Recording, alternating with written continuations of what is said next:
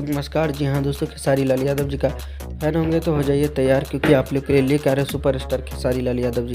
काफ़ी blast level के गाने, उसी गाने के बारे में बता दूं दोस्तों। बता दूं, रंग दे बसंती फिल्म से एक गाना है जिस गाने का नाम है पतरो सवर को। इस गाने को खेसारी लाल यादव और इंदु सोनाली जी ने गाए हैं दोस्तों। बात करते हैं म्यूजिक का, ओम झा जी का म्यूजिक है और राकेश मिश्रा जी का लोहा लिखा हुआ गाना है।